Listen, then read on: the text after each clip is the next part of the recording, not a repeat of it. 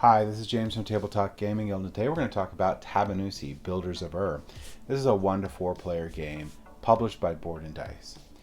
You're going to be playing in the ancient city of Ur, and you're going to be an architect trying to become the greatest architect of the city. You're going to compete to build up 5 different districts in the game. There's going to be 3 building districts for residential and whatnot. And then there's going to be a temple district and a port district because Ur was a port town. So let's go ahead down to this table here. I'll give you a general idea how the game plays, and then we'll come back and I'll give you my final thoughts.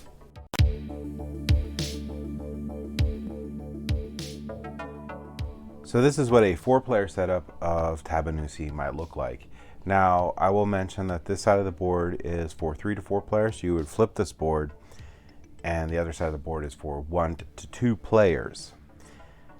Each player is going to get their own little mat right here.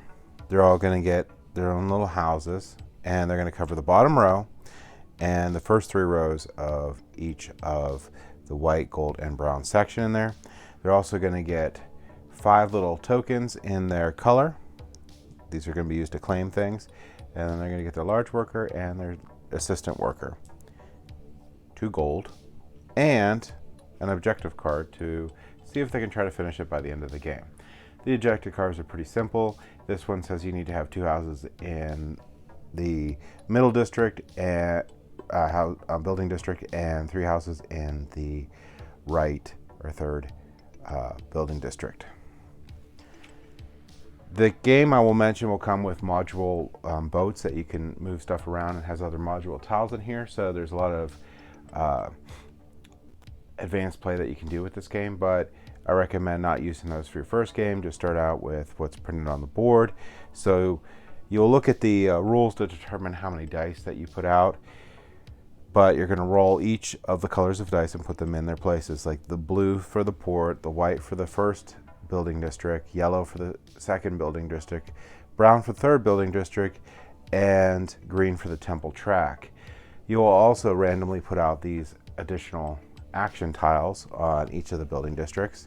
You'll put 2 out for the temple district and 3 of the temple scoring tiles, and there's a ton of different ones of those that have all different ways of scoring.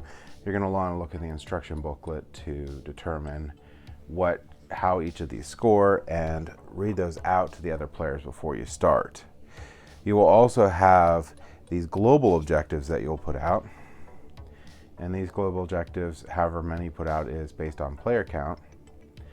And you'll look in the book for scoring this. Once you meet these objectives, once you meet the top row, you'll get the bottom row. So once you have 2 white buildings, and you have 2 gold buildings and 2 brown buildings. Now these aren't the size of them. This is individual building sets, which I'll show you in a second. You'll get 2 gold and 10 points, and you can claim this one. So in the game, there's 3 different types of districts. There's going to be the temple district, there's going to be the port district, and there's going to be 3 different building districts. Each of the building districts is separated by a little strip of water. You can cover those, and they sort of count on either of the areas. Now, what you're going to do throughout the game is you're going to be going to these different districts and performing up to 2 different actions. At the start of the game, whoever's the star player, we're saying it's the red player, will place down both of their workers anywhere they want on the board. After that, there's going to be some rules they have to follow for where your workers are going to go, which I'll show you. But I did remember one thing that I forgot. At the start of the game, you can pick one of these building districts, and each player does, and you can take that color. So let's say I want to play a gold one, and you can put it anywhere you want. So looking at my little bonus cards, I want to start getting things going. So I'm going to put it in this middle district. So I'll put it wherever I want that isn't water or a garden, and go there. Now, these claim tokens are very important because they're going to claim them in the game. So if you see any spots with these little circles that discs in it, that means you get more claim tokens that you can use throughout the game. And you'll be losing claim tokens to supply and gain them back. So I want to start things off by getting 2 claim tokens. So I'm going to go ahead and do that. And each other player is going to take and select what building they want to be first. Whenever you uncover a building, you also get that reward. So I uncovered this building, so I will get a gold. Now, a couple other rules for placing your buildings out. These 3 rows are for your 3 different colors of buildings, and these are used at the temple track and the port district. Also, if you run out of one of these rows, you could pull from this bottom row here. There are no rewards on this bottom row at all.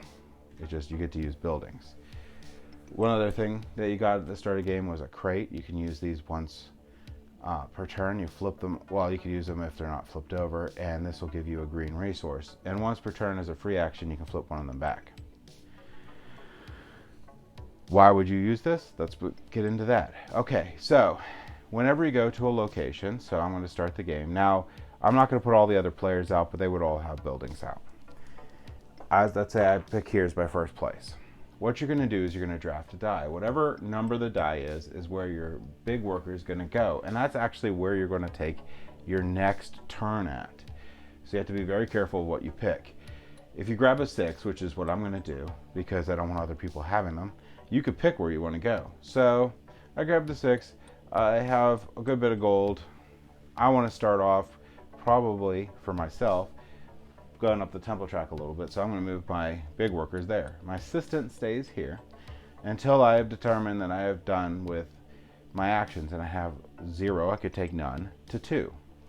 The different actions you can do in a building district are as follows. Let me go ahead and zoom in a little bit for that.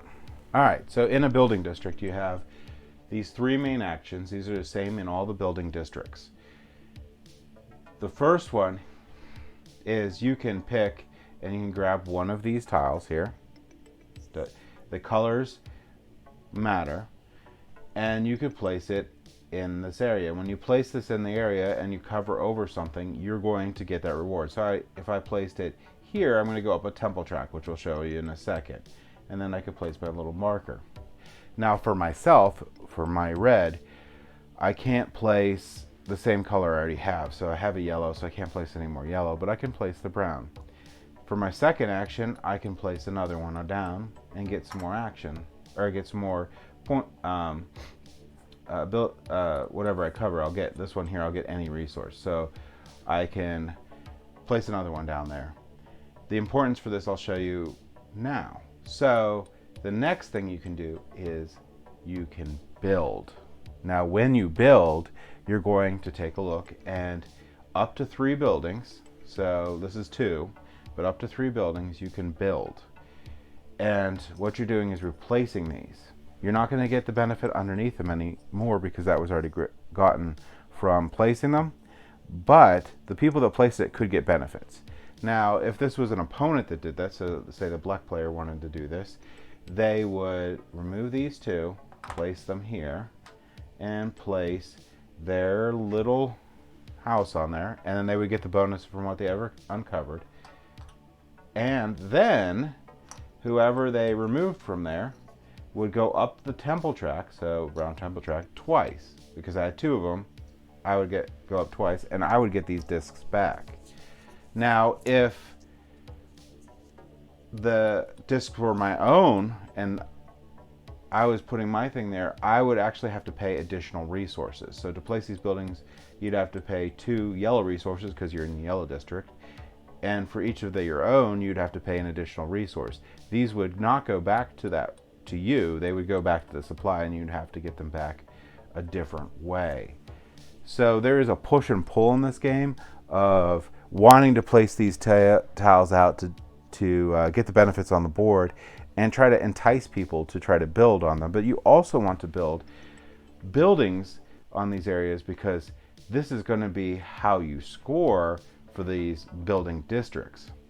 The last 2 actions you can take in this area is you can buy water and garden tiles. When you buy water tiles, you're going to pay 1 blue resource each for them, and you buy as many as you want. You can buy garden tiles as 1 green resource each, and you can buy as many garden tiles as you want. After that, you can place as many water tiles as you want on the board, and then you can place up to 3 garden tiles. So I place a water tile at whatever I cover I get, and then I can place a garden tile on top of water. When you place a garden tile down, so let's say I placed a garden tile here, you're going to put your little claim token on it. And what this does is if it touches a building, that counts as the building size. And you're going to see in a little bit when we do score for a district, the building size multiplied by the level you're at the track is the score that you get for your area. So black would have a building size of 2, and yellow would have a building size of 1. So it'd be 2 times whatever number they're on the tumble track for, and red would be 1 times whatever number they're on the tumble track for. When you claim these dice, they actually go into your area, and they're a resource. This is a yellow resource that you can spend. You're going to want to maybe spend them or maybe hold on to them, because what we're going to show you next is scoring for a building district. But first, the last action is the random action that you put on there. That's the last one you can take. This one happens to be lose 2 points, go up a temple track. And at the start of the game, you have 10 points because you can lose some points throughout the game to do stuff like this. Once all the dice are removed in an area, the area is scored. For building districts are scored by temple track, time, where you're at the temple track, which I'll show you in a second, times the size, like I said. Once you've scored that, all the dice that are the same color that people have go back to the supply and get re-rolled in here. Any dice that get returned, that player goes up that color temple track. Once 5 districts have been scored, the game will end. Everyone will get 1 last turn, and then every district will score. And then the game ends, and the person with the highest points wins. Also, when you finish a district, you'll gain a gold, because that's on the time track, before scoring. All right, so there's 2 more districts to talk about.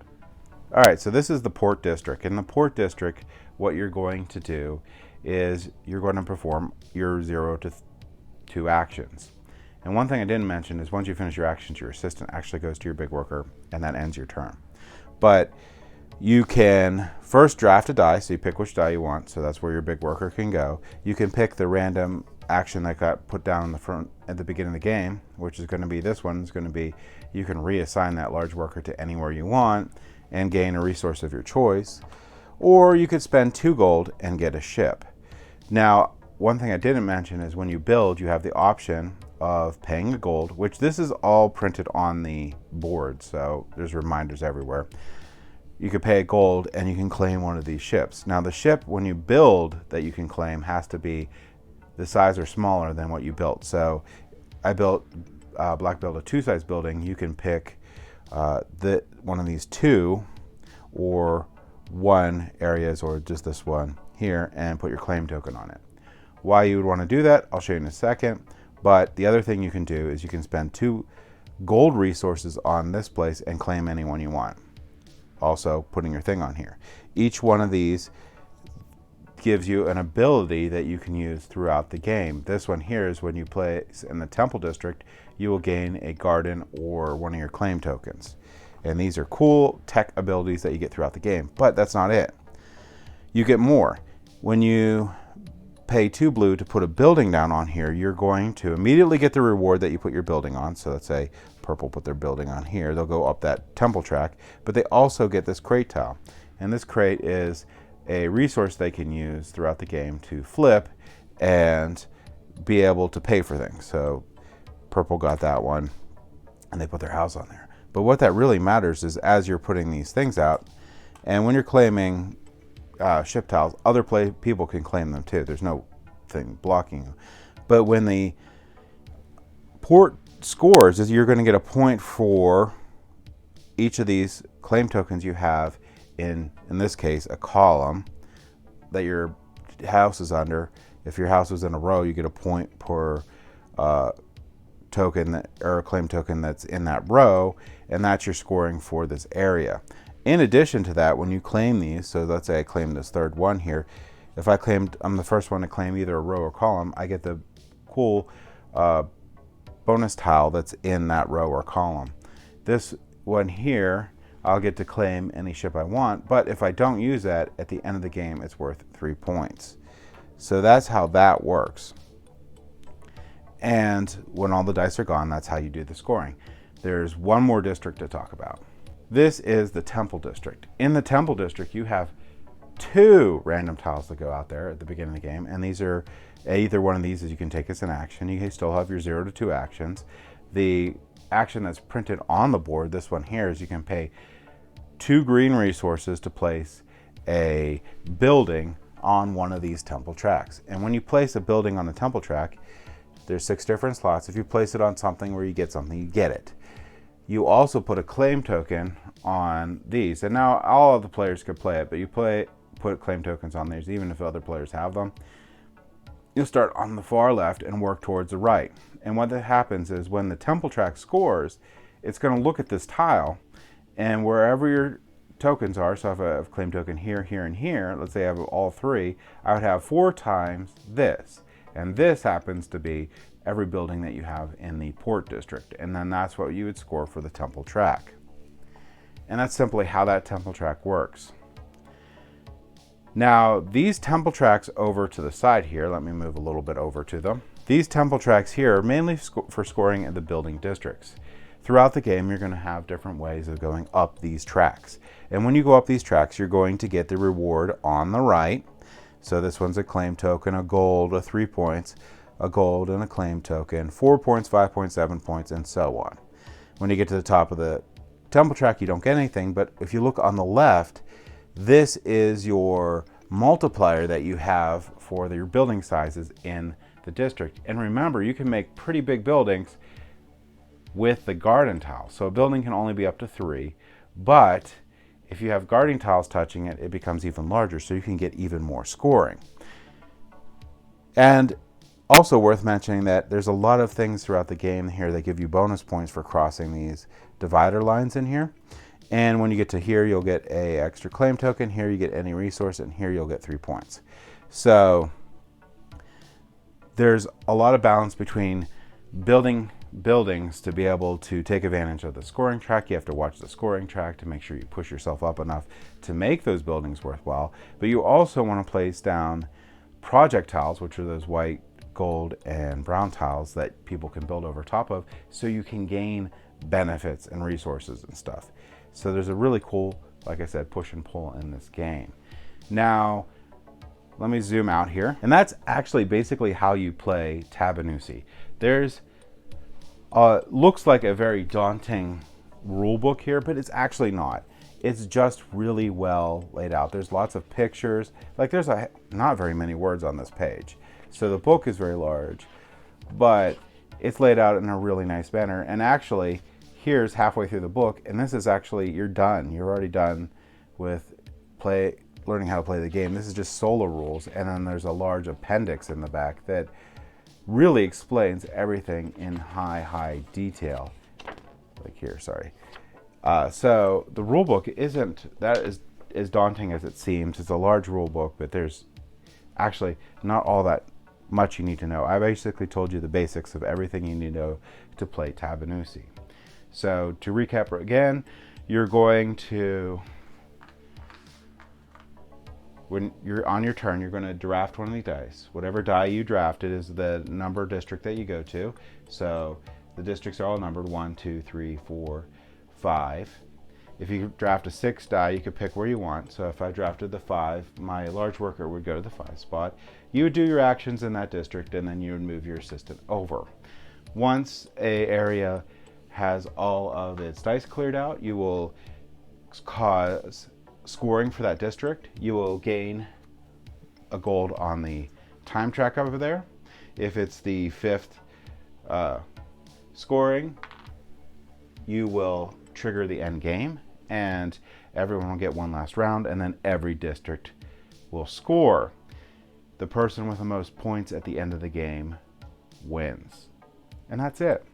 So let's go ahead back up to the table here, and I'll give you my final thoughts on Tabannusi.